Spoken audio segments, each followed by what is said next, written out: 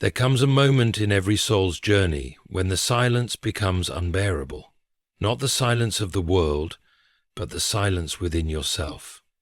The silence that appears when you look in the mirror and no longer recognize the eyes staring back at you. It is a strange and painful thing to realize that somewhere along the way, in loving someone, in trusting someone, in hoping for someone, you've slowly misplaced pieces of yourself. You didn't notice it happening. It wasn't sudden. It was subtle, like a gentle erosion of your spirit, grain by grain. One day you wake up and realize that you are living on the fragments of who you once were, walking with a smile that no longer belongs to you, holding on to a relationship that feels like holding a handful of sand. Tightening only makes it slip away faster. The tragedy is not that someone hurt you. Pain is an old visitor, and wounds are part of the human condition. The tragedy is that you allowed their voice to drown out your own. You allowed their actions to shape your worth. You allowed their absence to define your value. You allowed their carelessness to sculpt your identity. And in doing so, you slowly abandoned the most sacred duty you have in this lifetime, protecting your own soul. You see, losing yourself doesn't happen in chaos. It happens in loyalty. Not the kind that comes from strength, but the kind that comes from fear. Fear of being alone, fear of being misunderstood, fear of being unchosen. So you kept giving, hoping they would finally see you, hoping they would finally meet you halfway, hoping that love would soften their heart, even as it hardened yours. But every time you extended yourself to be enough for them, you quietly became less for yourself. I to them. Self. Because that is the love. There is a spiritual danger in loving someone who loves themselves more than they could ever love you. That kind of person does not hold your heart gently. They take it as if it were replaceable. They do not see the miracle that you are. They see convenience, comfort, availability. And if you allow yourself to stay in the presence of someone who diminishes your spirit, they will eventually make you believe that dimness is your natural state. You must understand something profoundly clear. God never intended for your life to shrink just to make someone else comfortable. The heart is a temple, not a storage room for someone else's emptiness. The soul is a garden, not a landfill for someone else's unresolved wounds. Yet how often do we allow people to plant weeds where flowers were meant to grow? How often do we open our gates to those who walk in with storms they have no intention of calming? Detachment is not an act of cruelty, it is an act of resurrection. It is the moment you decide that your life is worth more than the person who keeps breaking it. It is the moment you reclaim the voice you buried under their opinions. It is the moment you breathe again without asking for permission. It is the moment you choose peace over chaos, clarity over confusion, dignity over longing, truth over attachment. And let me tell you something with gentle firmness. You are not abandoning them. You are returning to yourself.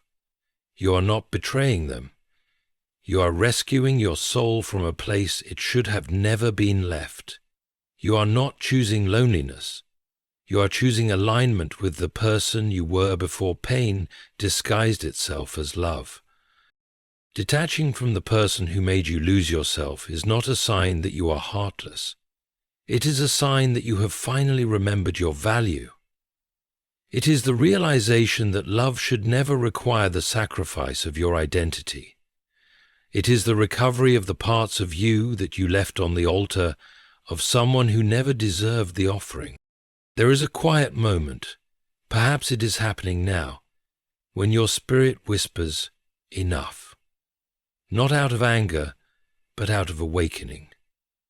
It is the moment the fog lifts and you see, with holy clarity, that the version of you who stayed for so long was operating on hope, not truth. And truth has a way of pulling you out of any place where you are not meant to remain. As you detach, you will feel the weight of everything you carried that wasn't yours. You will feel the heaviness of forced loyalty, of unreturned compassion, of love given without being held. And then, slowly, gently, God will begin returning you to yourself. Your laughter will feel like your own again. Your thoughts will no longer be shaped around their moods.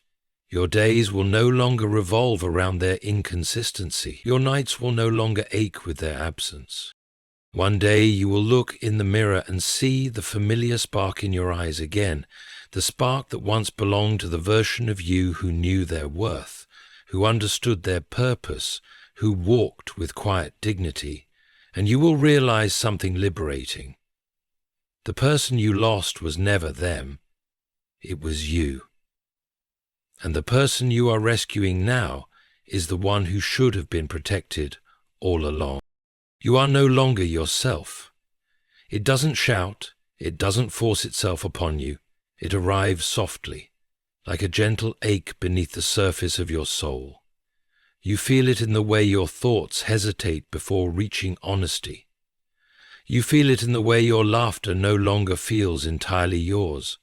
You feel it when you lie awake at night wondering why the life you're living doesn't resemble the one you once imagined. This subtle disturbance is not confusion.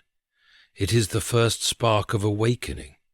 It is the first sign that something sacred within you is calling you back home. Losing yourself doesn't begin with dramatic betrayals or obvious wounds. It begins with a series of tiny compromises, each one so small you convince yourself it doesn't matter. You adjust your tone to avoid their annoyance. You silence your needs so you don't appear demanding.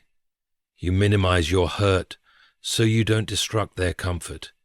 You adjust and readjust until the adjustments become your new identity. And then, without fully realizing how it happened, you discover that your inner world has been shaped almost entirely around someone else's demands, someone else's moods, someone else's preferences. This is the quiet erosion of the self, and it is one of the most dangerous forms of emotional decay. The first sign that detachment is necessary is not anger, it is disorientation. You begin to feel a distance between the person you are and the person you are pretending to be. You try to reconcile the two, but they no longer fit together as they once did. You attempt to return to old hobbies, old joys, old dreams, only to find that the version of you who loved those things feels blurry, far away, unreachable. You realize that you have spent so long accommodating someone else's needs that you have forgotten how to honor your own. This realization is painful, but it is also sacred. It reveals that the self you lost is not dead. It is simply waiting.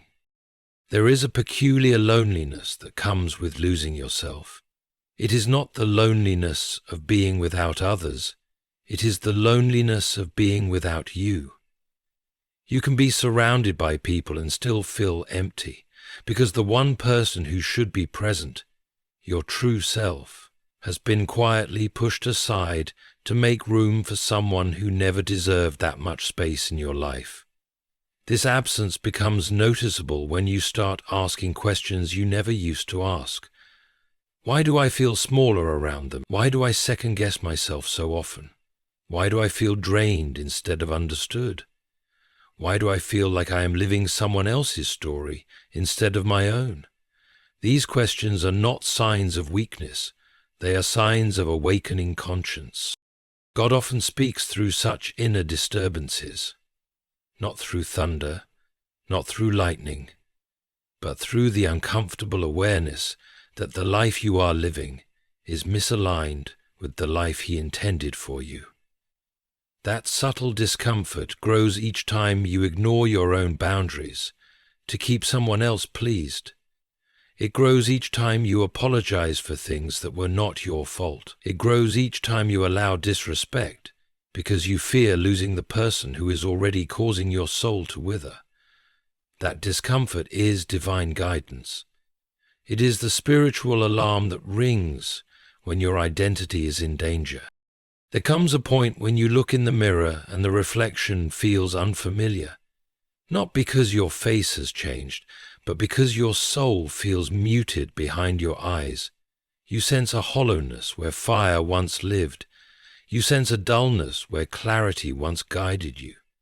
This is the moment where detachment becomes not only important, but essential, because the longer you remain connected to someone who suppresses your spirit, the further you drift from the person you were created to be. And yet recognizing this loss is not a moment of defeat, it is the beginning of restoration. It is the moment your spirit stops tolerating what your heart can no longer bear.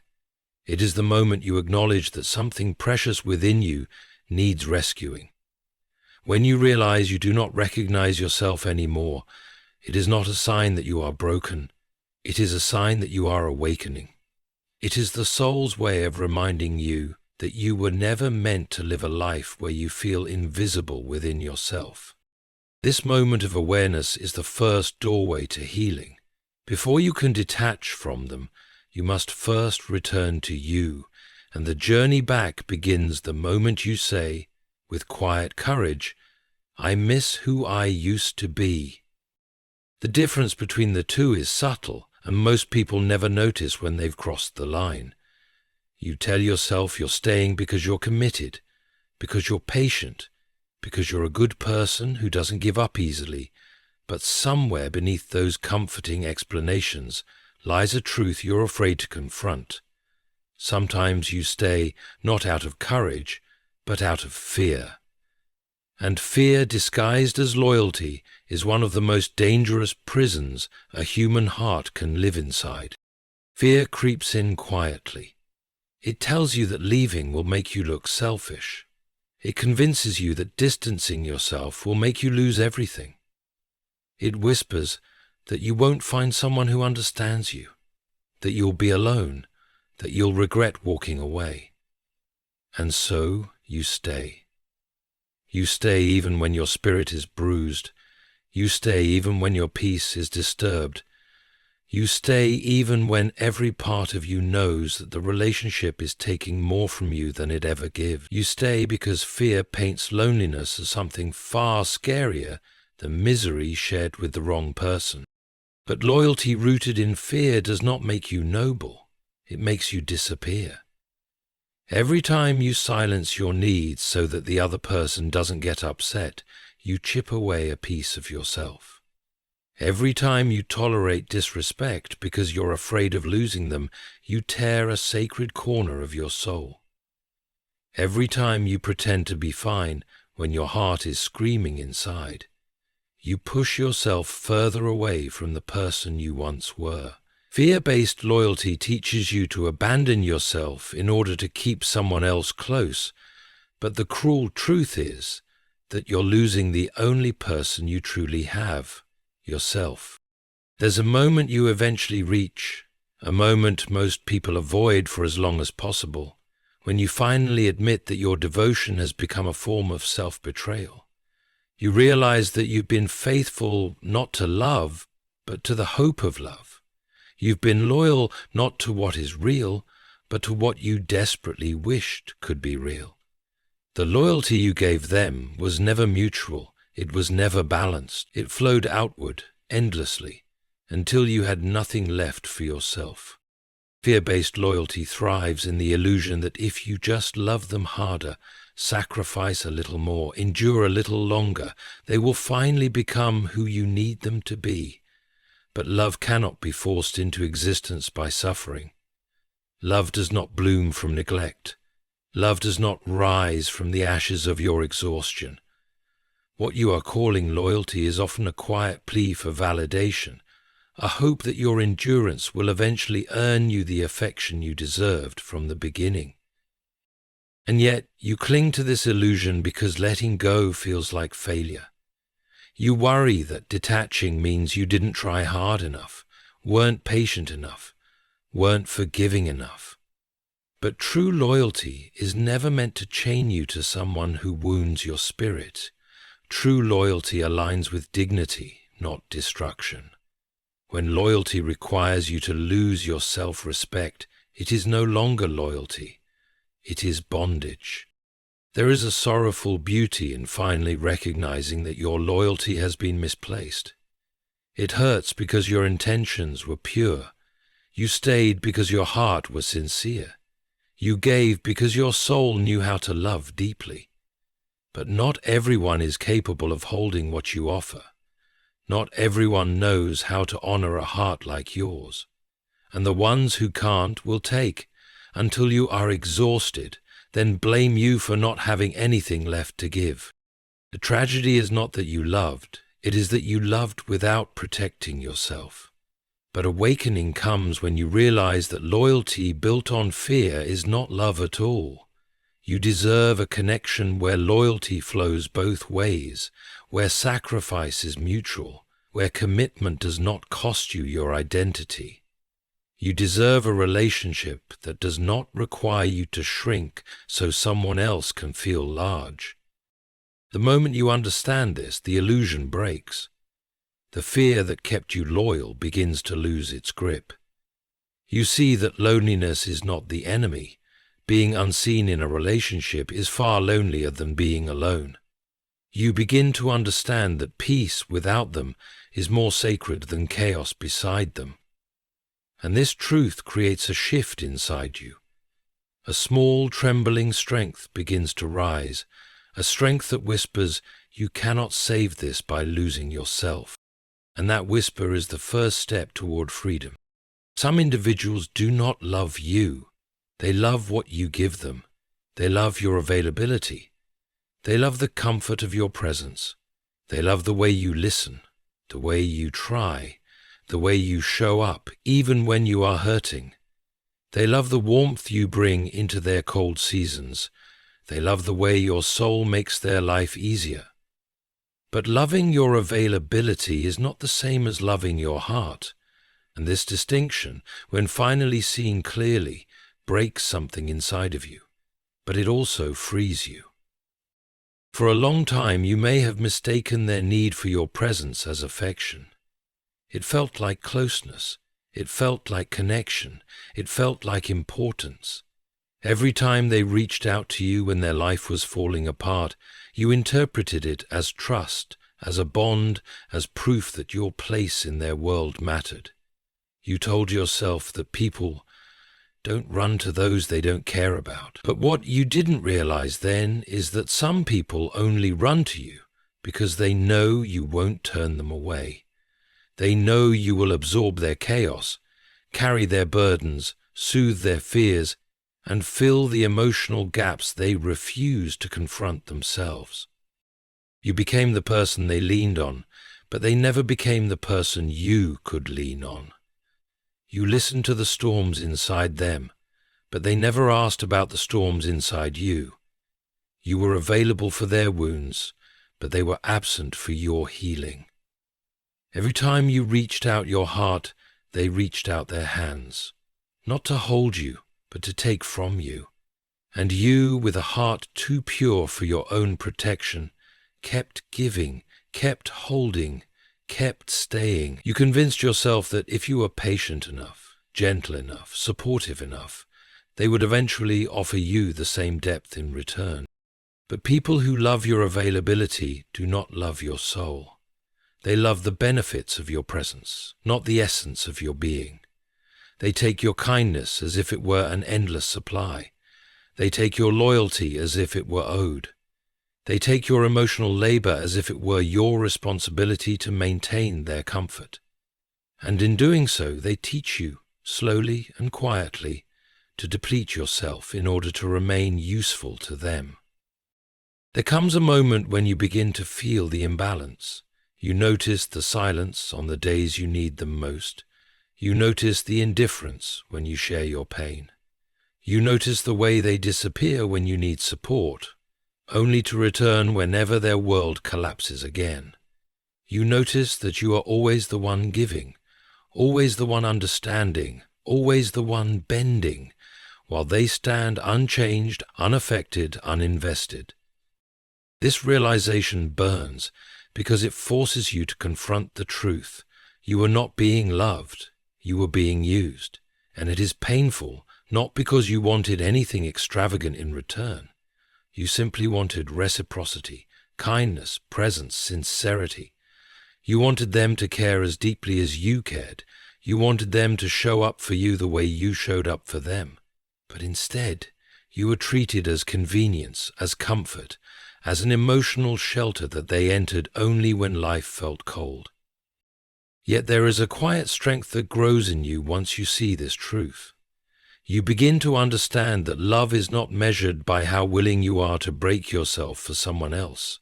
Love is measured by mutuality, by the balance between giving and receiving, between holding and being held. You begin to see that genuine connection does not drain you, it nourishes you. It does not leave you questioning your worth, it affirms it. It does not ask you to sacrifice your soul, it honors it. And then comes the shift. The moment your heart and mind finally agree that this one-sided attachment cannot continue.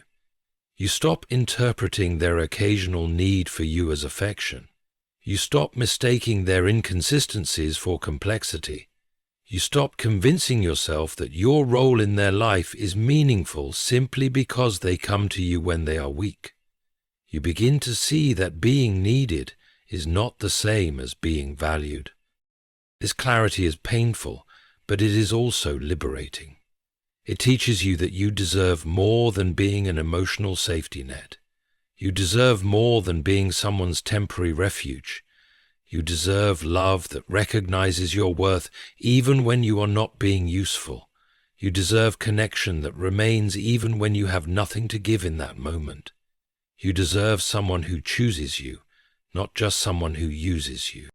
And once this truth settles into your spirit, you stop allowing others to treat your heart as an option. You stop allowing them to return only when their world is broken. You stop accepting the kind of love that drains you. And for the first time in a long time, you begin to protect the sacredness of your soul, not from malice, but from misuse. Healing becomes impossible when you remain in the same environment that keeps reopening your wounds. A soul cannot breathe where it is constantly suffocating. A heart cannot mend where it is repeatedly broken. A mind cannot think clearly in a space filled with confusion, conflict, and emotional fog. And yet countless people stay in relationships, friendships, and connections that drain them because the pain is familiar, and the familiar often feels safer than the unknown. But safety built on suffering is not safety. It is slow destruction disguised as comfort. When you remain close to someone who keeps hurting you, the injury doesn't heal, it deepens. Every time you forgive without witnessing change, the wound becomes more sensitive. Every time you excuse patterns that cut into your spirit, the scar tissue thickens. Every time you pretend a moment of calm means everything is fixed, you betray the deeper truth. The environment is toxic, and your soul is suffocating inside it. Healing asks for space. It asks for silence. It asks for distance from the things that harmed you so your heart can finally hear itself again. But when your heart is tied to someone who breaks you, distance feels like abandonment, silence feels like punishment, and letting go feels like tearing away a part of your identity. This emotional conflict keeps you stuck in cycles where pain becomes normal, sadness becomes routine, and hope becomes an illusion you cling to just to survive the next emotional blow. Remaining in the presence of someone who hurts you repeatedly creates a dangerous illusion, the illusion that the pain is manageable. You tell yourself it's not that bad. You tell yourself things will change. You tell yourself they didn't mean it. They didn't understand. They didn't know better. But your soul knows the truth, even when your heart refuses to say it. Love should not feel like walking through a battlefield where you have to sacrifice your peace just to avoid being wounded again. Some connections are not meant to be healed from within. Some environments are not meant to be repaired. Some relationships cannot evolve unless you step away long enough for clarity to replace confusion. Healing requires honesty, and honesty reveals a hard truth. You cannot find restoration in the same place that broke you. The energy that harmed you cannot be the same energy that heals you. The energy that harmed you cannot be the same energy that heals you. Expecting growth from soil poisoned with disrespect and emotional instability is like planting a seed in darkness and hoping it will bloom. People often underestimate the power of emotional atmosphere. The environment you remain in becomes the environment your soul adapts to. If you stay in chaos, you begin to internalize chaos. If you stay in fear, you learn to survive instead of live. If you stay in disrespect, you start accepting less than what you deserve. And if you stay around someone who cannot love you well, you slowly forget what healthy love feels like altogether. Healing takes place when you remove yourself from the emotional battlefield long enough to allow God to step in. Distance is not a sign of bitterness. It is a declaration of worth. Silence is not punishment, it is sanctuary. Walking away is not weakness, it is wisdom. You are not meant to remain in a space that requires you to sacrifice your dignity for temporary affection. You are not meant to stay connected to someone who only values you when they need something from you. You are not meant to keep returning to a place where your heart is bruised, your peace is shaken, and your identity is fading. Once you step away, clarity begins to surface. Your mind starts to untangle the lies you told yourself to survive. Your heart begins to release what it was never meant to carry. Your spirit starts to regain the strength it lost over time, and for the first time in a long time, you begin to hear your own voice again. The voice that was drowned out by their anger, their inconsistency, their accusations, their silence, their indifference. True healing is impossible in captivity. You cannot mend in the same space where you are constantly bleeding. You cannot grow in soil that does not nourish you. You cannot rediscover your identity in an environment that repeatedly strips it away. Healing demands a sacred separation, a moment where you step out of the shadows of someone else's brokenness and into the light of your own restoration. And until you take that step, your soul will remain in a place it was never meant to live. Detachment is so often misunderstood. People imagine it as abandonment, as coldness, as a selfish withdrawal from someone who once mattered. But the truth is far more tender, far more spiritual, far more necessary. Detachment is not about running away from another person. It is about returning to yourself. It is the quiet journey back to the parts of your soul that you gave away too freely, too quickly, too completely. It is the reclaiming of a self that has been lost in the shadows of someone else's needs, moods, and desires. When you finally begin to detach, something sacred happens inside you. You start to see the difference between loving someone and losing yourself in them. You begin to recognize how often you silenced your own voice just to keep peace. You notice how many times you softened your truth so theirs could feel louder.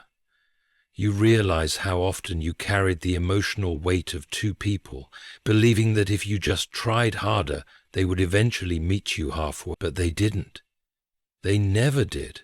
And as painful as that recognition is, it becomes the first breath of freedom your soul has taken in a long time. Detachment does not begin with anger. It begins with exhaustion. It begins with the moment you finally understand that your heart cannot keep stretching in directions it was never meant to go. You realize that the love you offered came from sincerity, but the love you received came from convenience.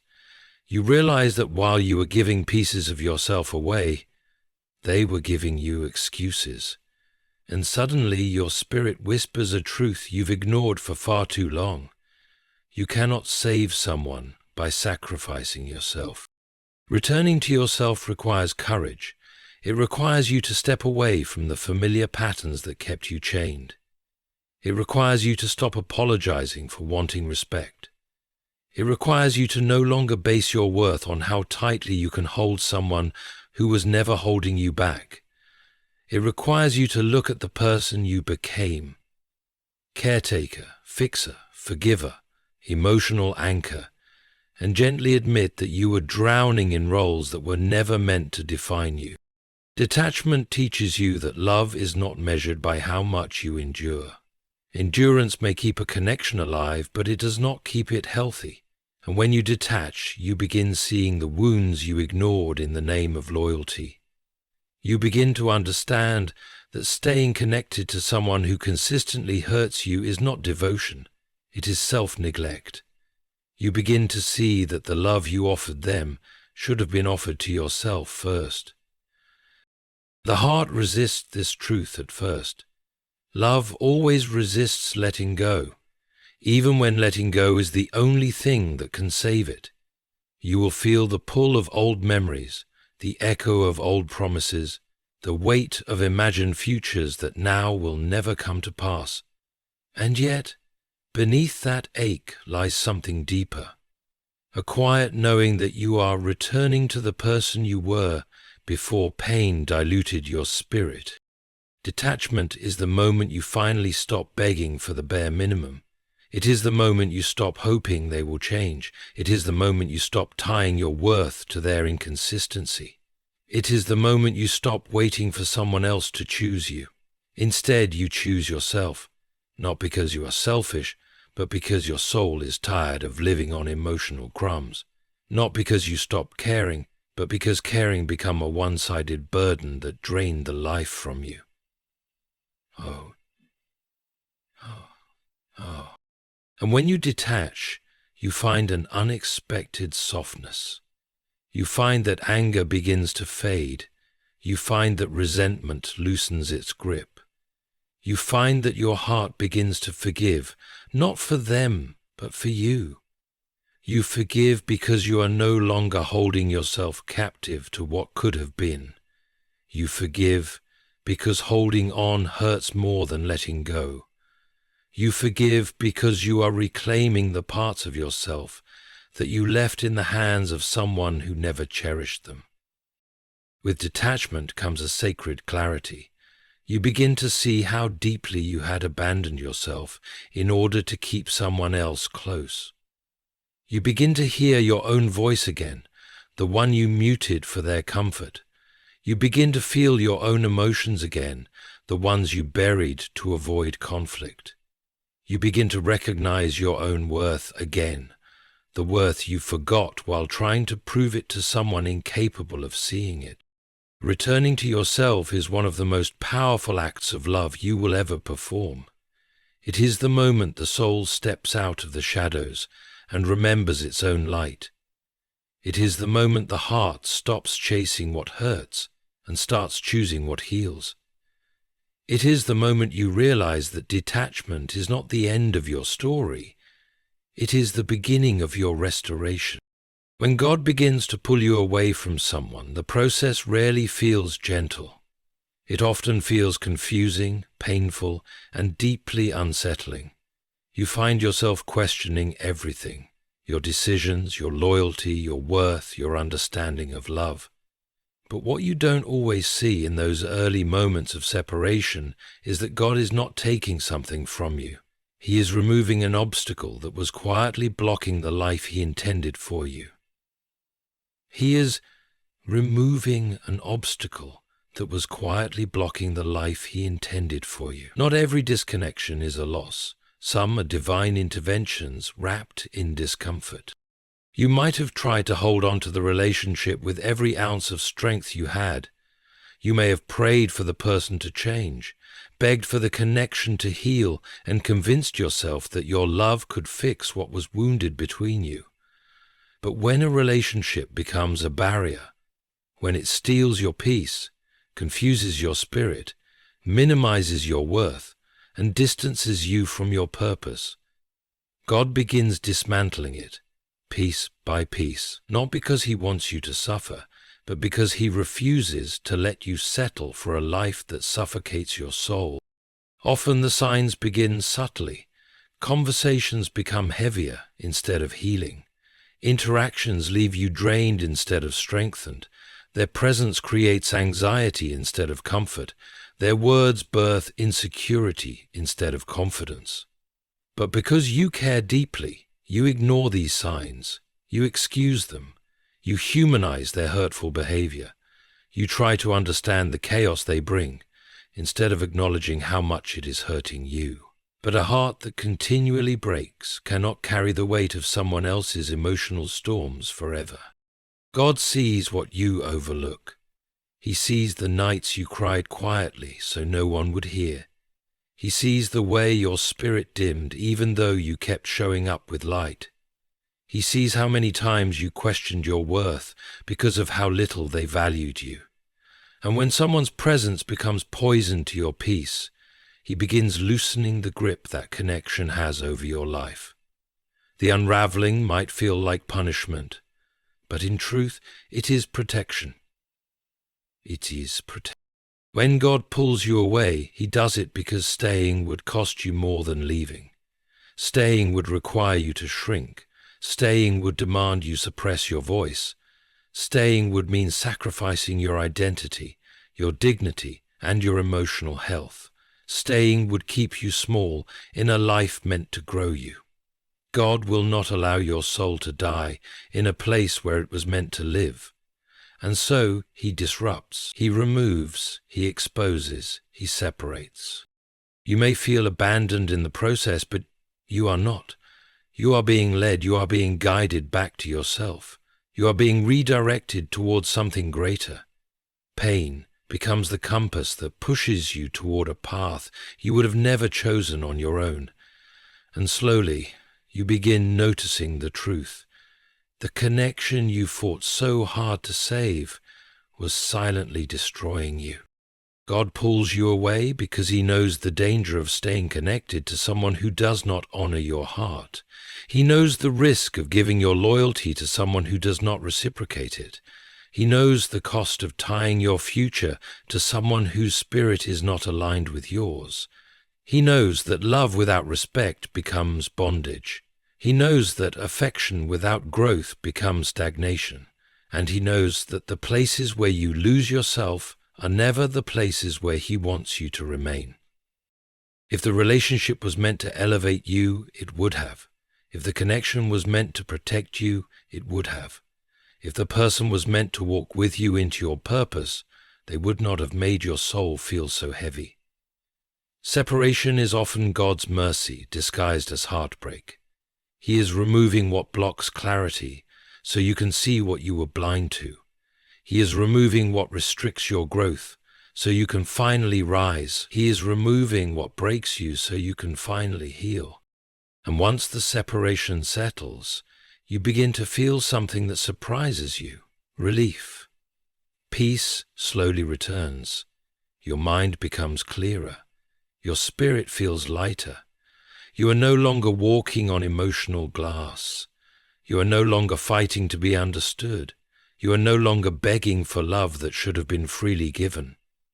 Over time, you recognize that God didn't take away a blessing. He removed a burden you mistook for love. The path forward becomes gentler. Your heart grows stronger. You start to rediscover the person you were before you were mishandled.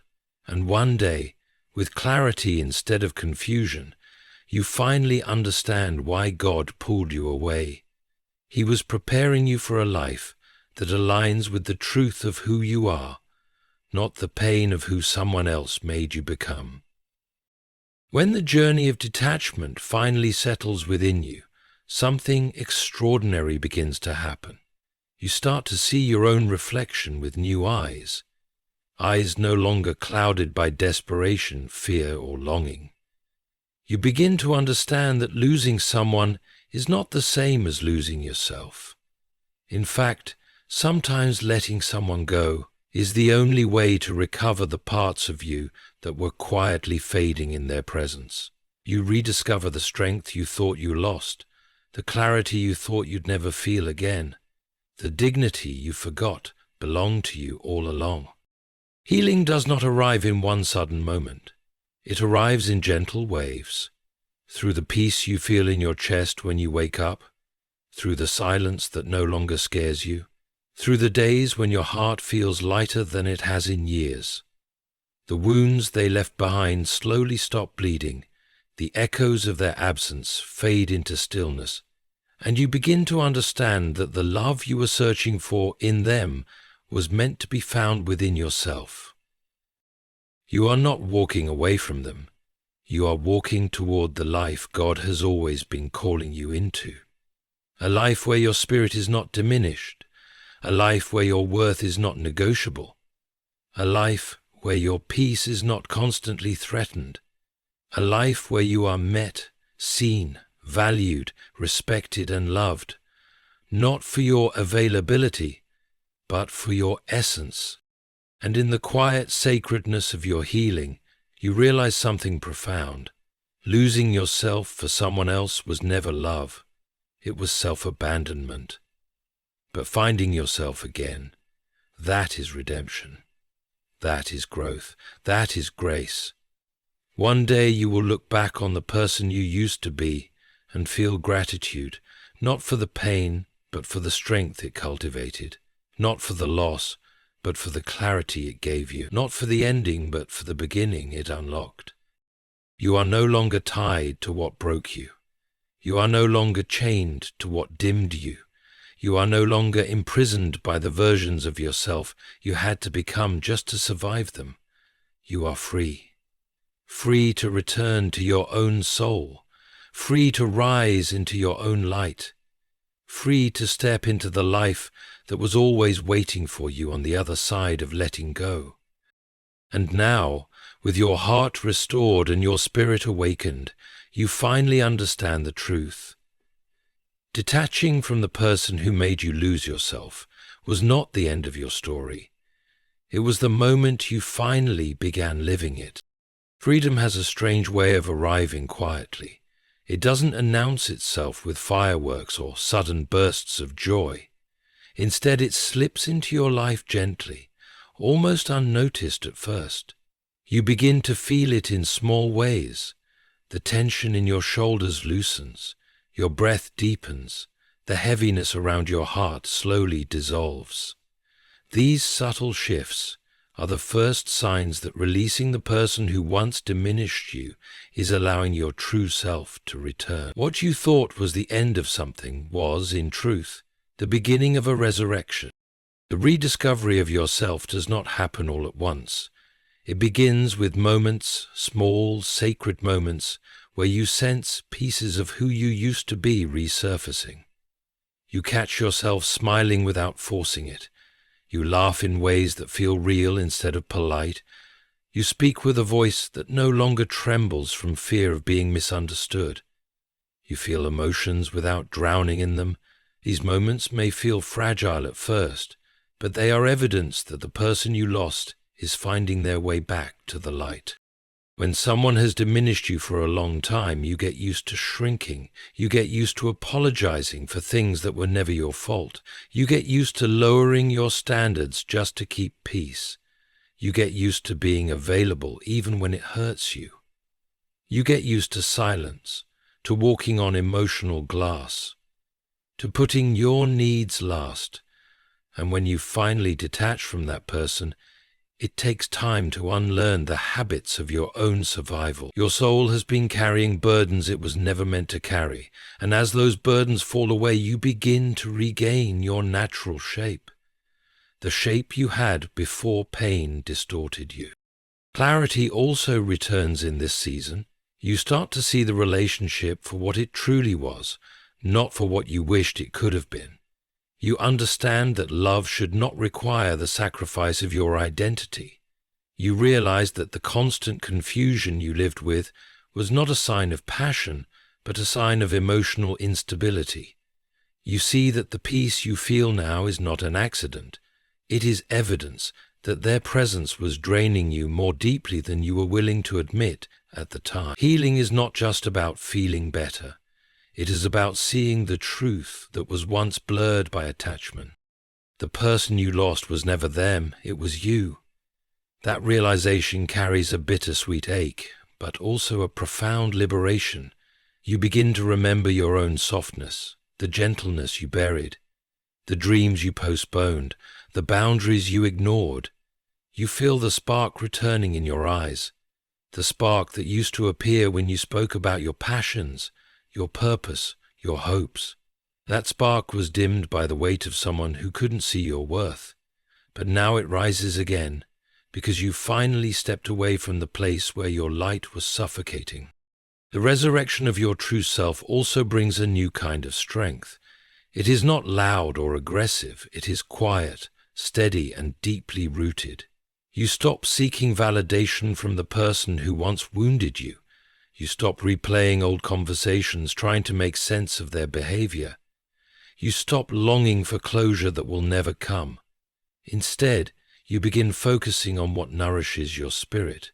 You begin investing in things that bring you life. You begin reconnecting with people who appreciate your heart instead of exploiting it. This shift is subtle, but it transforms everything. Something else happens too. You begin to feel gratitude, not for the pain, but for the awakening it produced. You recognize that losing yourself taught you the value of protecting your soul. You understand that being diminished taught you the importance of boundaries. You see that being taken for granted taught you to never again negotiate your worth. The hurt shaped you, but the healing restores you. And one day, when you least expect it, you look at your reflection and realize you no longer see the version of yourself who was always trying to prove something.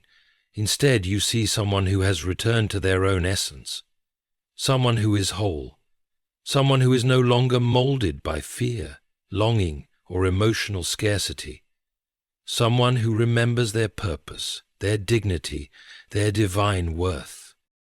The person you have become is not the same as the one who held on so tightly.